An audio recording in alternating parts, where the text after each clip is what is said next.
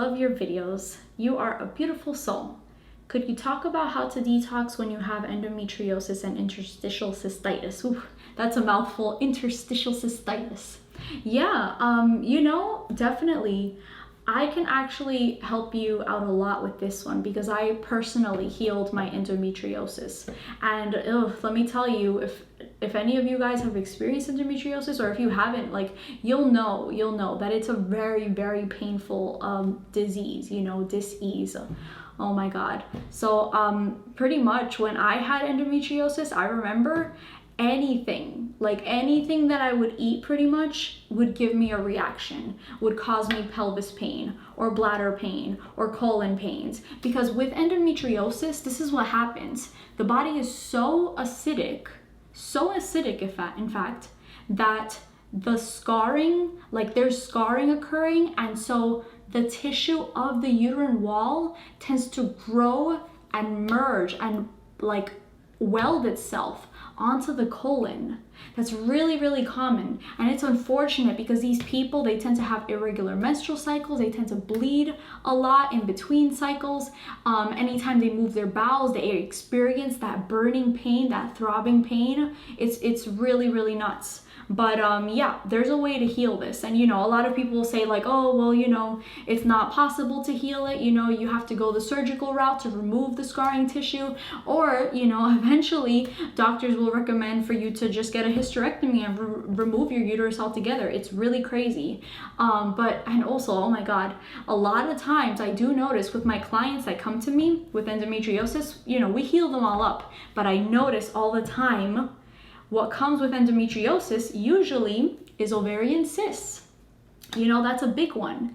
But understanding what is the cause? Why is this happening? Why is this person developing endometriosis, scarring of tissue, welding of tissue, cysts, tumors in that area, bleeding, sensitive to things like soy. Every time their monthly cycle rolls around, everything just breaks loose and they feel a lot of pain from the estrogen. We have to realize that people with endometriosis have problems with filtering from the kidneys. That's the main thing, So the lymph system goes all through the pelvis area, that region, the bladder, the colon, all that. And if your kidneys are not filtering, all those acids build up over time. And acidosis creates pain. Any type of pain or inflammation in the body is related to acidosis. So the only way that you're gonna come out of this endometriosis thing is to get your kidneys to filter. And now I know that can be quite difficult because people with endometriosis, they tend to experience pain when they're trying to go after their health with the strongest pulling of the lymphatic herbs or of the lymphatic pulling fruits. So for a while, personally, I couldn't do citrus foods because every time I ate an orange or drank orange juice, I would experience pain in that area. So remember in the other videos when I was talking about how fruits show us our weaknesses?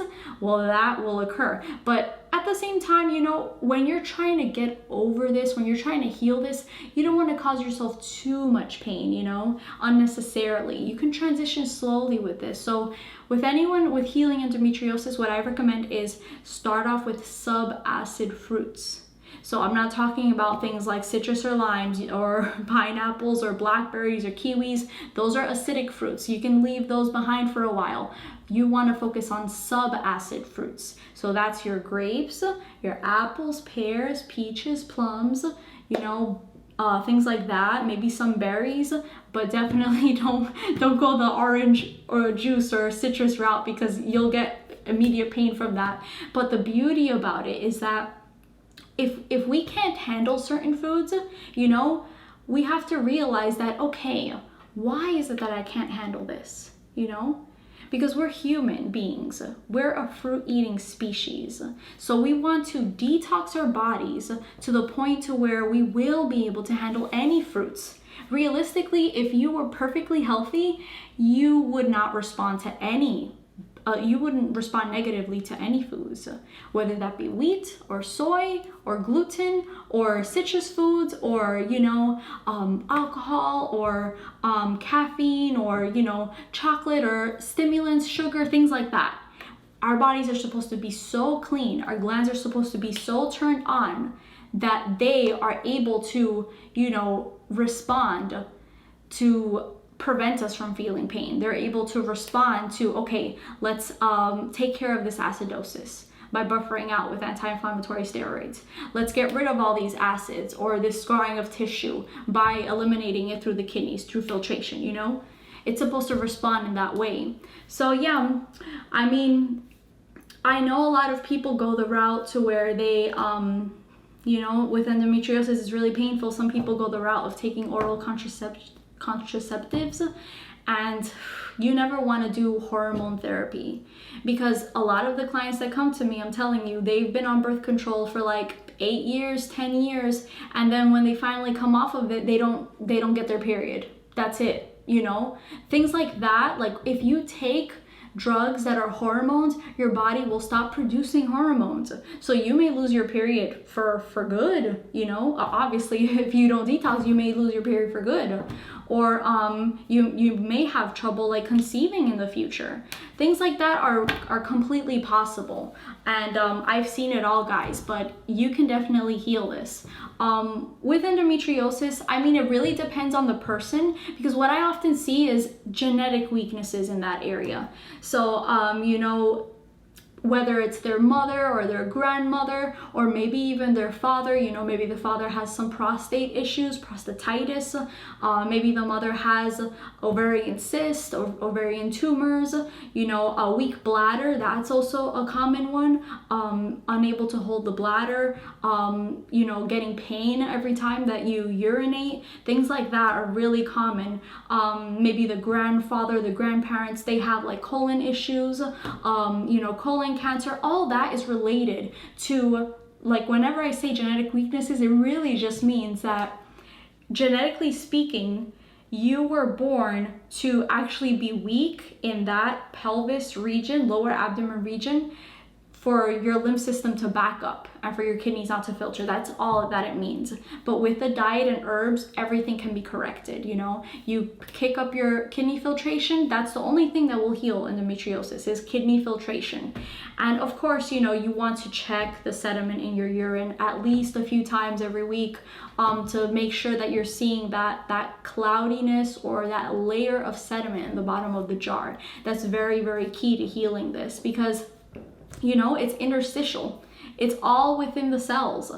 And at the same time, clean out the colon, because it's right there. That's a major channel of elimination that's right there by the uterus.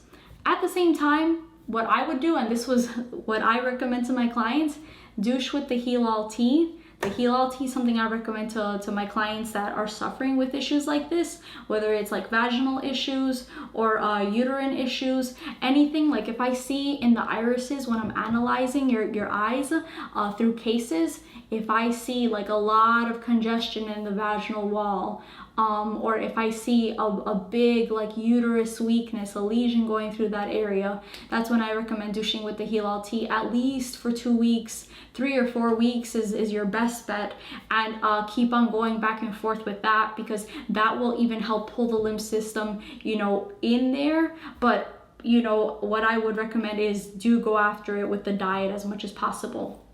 And the herbs are key as well, because you know, people that tend to get endometriosis, they tend to be really young people. It's sad.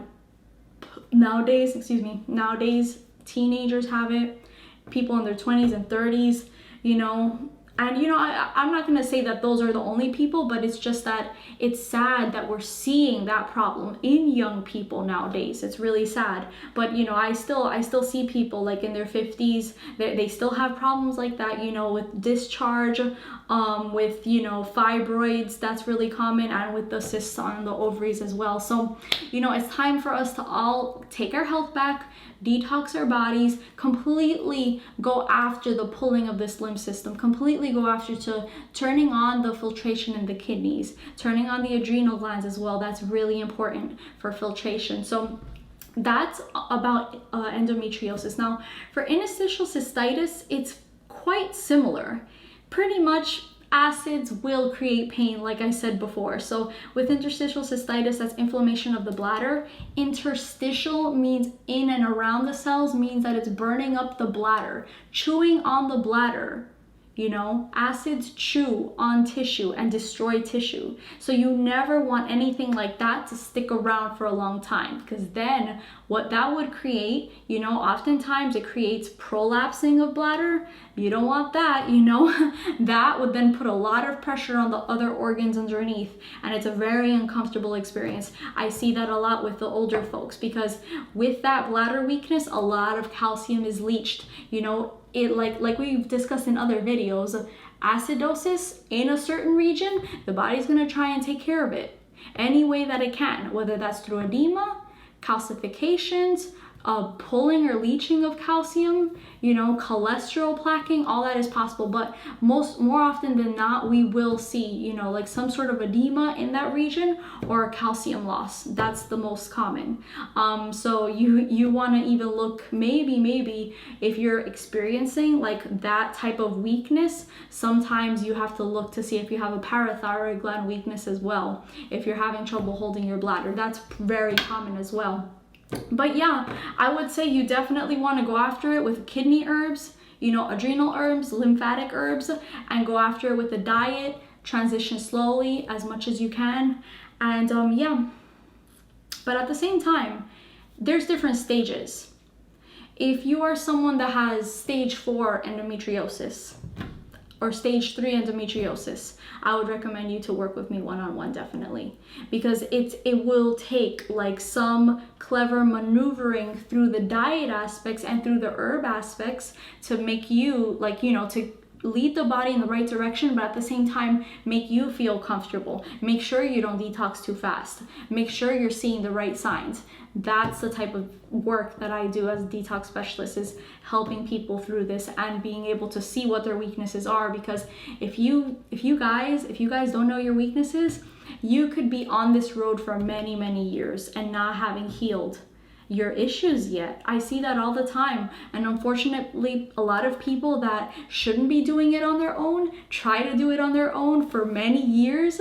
Like I get clients all the time, they've been raw vegan for like 3 years, and then they realize that they need help, and then that's when they come to me. So if you feel like you need help, if you feel that inner nudging, you know, come to me so that we can correct this, okay? If you have a serious health issue, I would recommend please don't wait until I answer your question, and just work with me right away, because time is of the essence, and you don't want too much time to go by and your conditions to get worse, trust me, because then it will become harder to heal. You will have to be more strict, you know, and you will experience more unpleasant detox symptoms. So yeah, so if you want to work with me, I'd be happy to help you heal. You can go to www.spiritropicalhealing.com, and you can book any of the services on there on the services tab. So thank you all for joining me today, and until next time, happy healing to all of you. I love you. Bye.